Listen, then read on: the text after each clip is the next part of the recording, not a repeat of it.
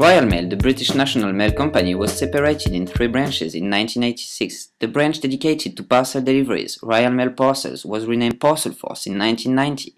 Today, we will attach ourselves to see how Parcelforce Worldwide has made its way since approximately 10 years, when there has been a total change in the company's business strategy.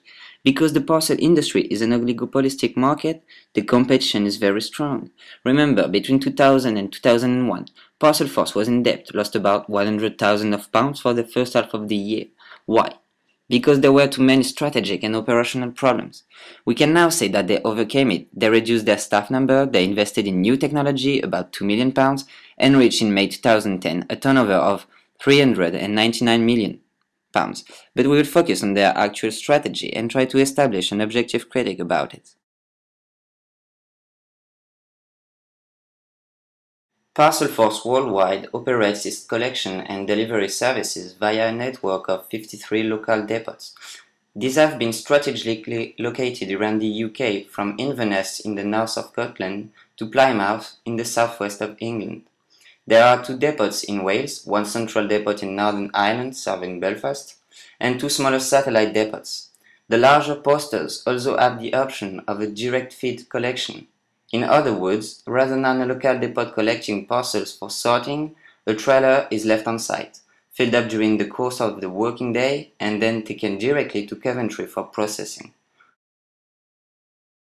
Parcelforce Worldwide uses a network of international partners to extend its reach beyond the UK to 99.6% of the world population, and it delivers around 210,000 parcels a day, operating in 3 distinct markets. Business to business services the transportation of parcels and suppliers from one company or commercial venture to another, such as manufacturer sending to a wholesaler. Business to consumer services, parcels going from business to their customers, and finally, consumer to consumer, parcels going from home address to another. Parcelforce competes in a free market, which makes the parcel delivery market highly competitive. However, the market can be considered as oligopolistic, as there are only a few large players in the market. The courier and express services market in the UK is mostly dominated by the large national and multinational companies. The 4 dominant companies in the market are DHL, FedEx, TNT, and UPS. They all are foreign-owned and part of wider global organizations. The number of companies operating in the courier and express market continues to increase. However, this rise could be well halted, and the numbers may start to fall back as the supply side of the market reaches saturation. The market for courier and express services is unlikely to show any real recovery until economic conditions overall improve.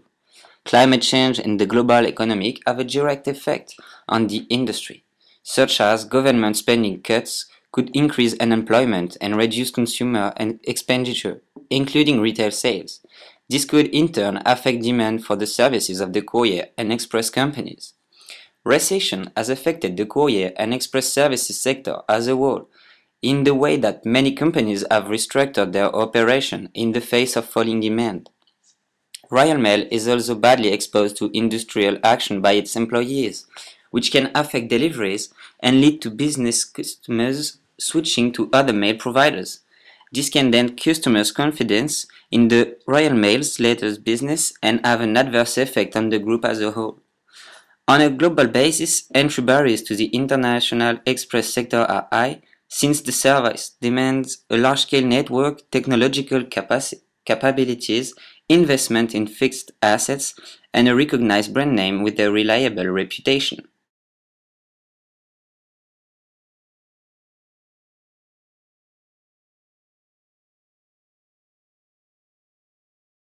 In 2007, Parcelforce added value by adjusting their marketing mix, emphasizing on market orientation, to meet the consumer's need for speed delivery compared to before, where product portfolio was not aligned to customers' needs. This allowed them to respond to an increase in competition and changes in the external environment. The organizational structure is decentralized, as people are seen as the strength of the business. Postcom, created in 2006 when the market was liberalized, is an independent organism that regulates this market. Its goal is to ensure fair competition between Parcelforce worldwide and its competitors. When the parcel industry was opened to competition in 2006, foreign companies arrived on the British parcel market and so brought competitors for Parcelforce worldwide.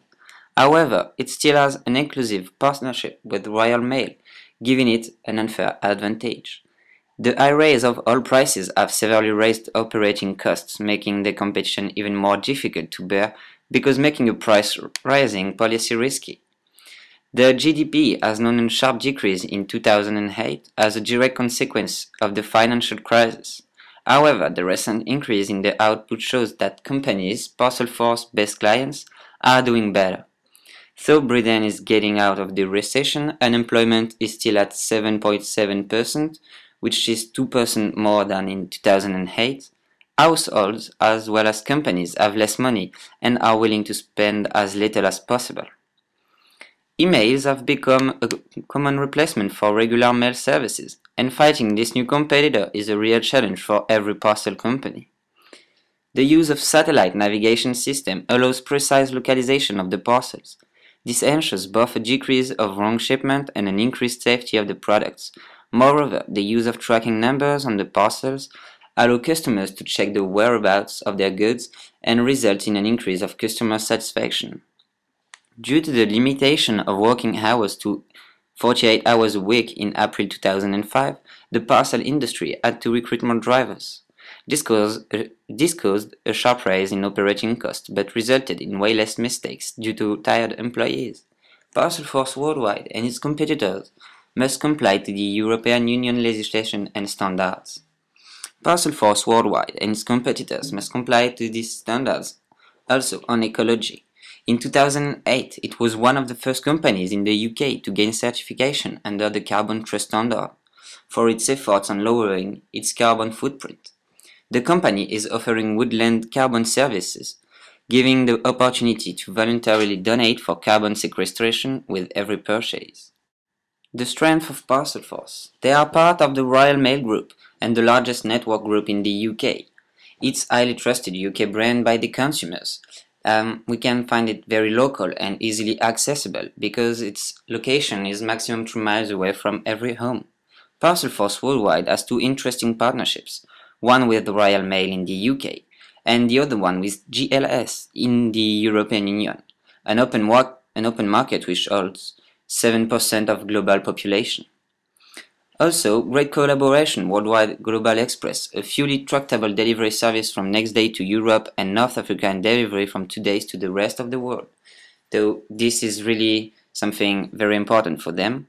Equipped with latest technology, offers a number of customers benefits including full tracking details across all international services, more detailed data in terms of weight and parcel dispatch information, and the ability to access all parcel information through the Parcelforce World website. Concerning the weaknesses, the efficiency of the site is weak according to the feedback from customers, stating that there are still a lot of problems on tracing and packaging. Lengthy redeliver procedures after missing the first delivery, minimum 48 hours to collect it or for redeliver the package, which can create a lot of frustration for the customers. Union-driven, unionized, strike occurs regularly and can strongly disrupt all services. For the opportunities, new technologies can make Parcelforce processes more efficient and cost even less. The globalization of exchanges added to the rise of remote selling, most notably with websites like eBay, increased the need for parcel deliveries all over the world. The rise of home working, made possible with the new technology, has also increased the need for courier to deliver quickly contracts and work documents. Finally, an oligopolistic market with different sizes of competitors can open the way to mergers, which would increase the market share as well as processes of the company. Concerning the threats, if Parcelforce can operate a merger, so do its competitors, and this could create a very serious rival for the company. Parcelforce has the obligation to sustain the new European standards and negotiate with employees to prevent any striking action. This is an obligation because they must avoid criticism and keep an overall good reputation, since trust is the most important factor in this market. The rise of digitalization means more and more data is now in electronic form and is not sent by mail. Parcelforce will have to adapt to this new trend, which is currently taking more and more importance. Parcelforce suppliers have a lot of power due to the number of competitors on this market, so negotiating operating costs is getting harder and harder. Finally, in order to define its place in a more and more competitive market, Parcelforce has to choose a differentiating strategy.